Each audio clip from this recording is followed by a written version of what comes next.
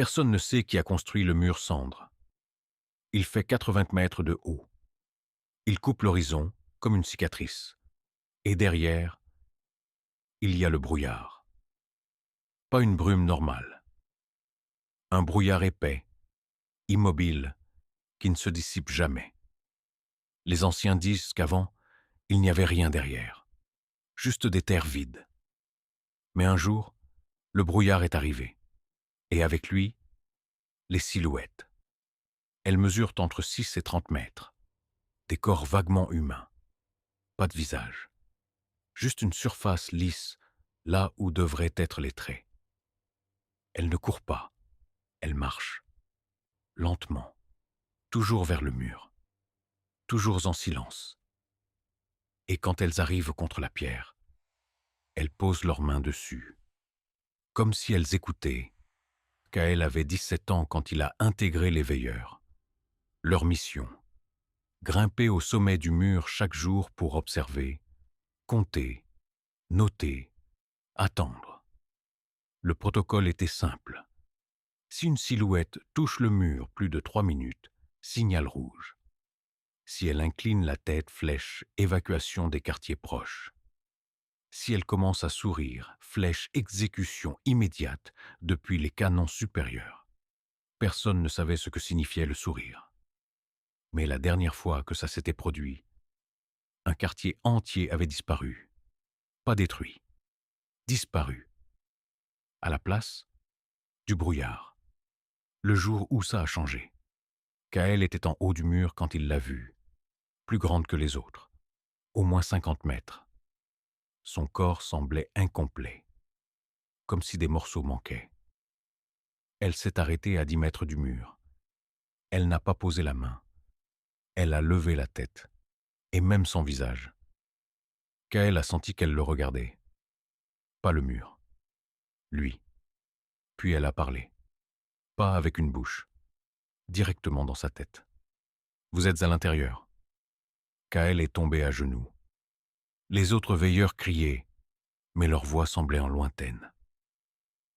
Ce n'est pas pour vous garder dehors. Son cœur battait si fort qu'il entendait son sang. C'est pour nous garder dedans. La silhouette a posé sa main sur le mur. La pierre a tremblé. Pas fissuré, pas cassé. Tremblé. Comme si le mur respirait. Les canons ont tiré. Des dizaines d'obus. Son corps a explosé en vapeur noire. Mais avant de disparaître, elle a incliné la tête. Signal d'évacuation. Trop tard. Le mur cendre s'est ouvert. Pas vers l'extérieur.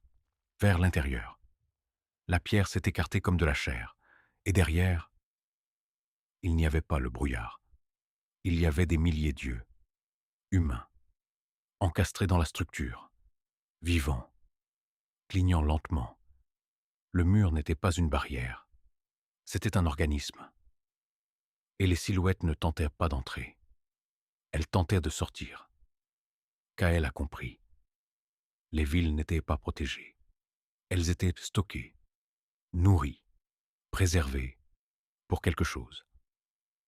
Et quand le mur cendre s'est totalement ouvert, les silhouettes à l'extérieur ont cessé de marcher. Elles se sont agenouillées, comme si elles rendaient hommage à ce qui était enfin libre. Le dernier rapport retrouvé des veilleurs disait « Nous n'avons jamais été les survivants. Nous étions l'incubateur. » Il était 2h43 quand mon téléphone a vibré. Un message, de moi. Même photo de profil, même pseudo, même numéro. Juste, pas moi. Arrête de descendre. Je me suis redressé dans mon lit. Descendre où? Je vivais seul dans un duplex. Chambre à l'étage. Salon en bas. Je n'étais pas descendu. J'ai répondu. Qui c'est? Vu. En train d'écrire.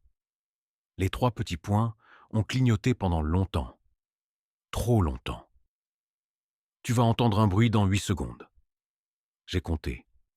1, 2, 3, 4, 5, 6, 7.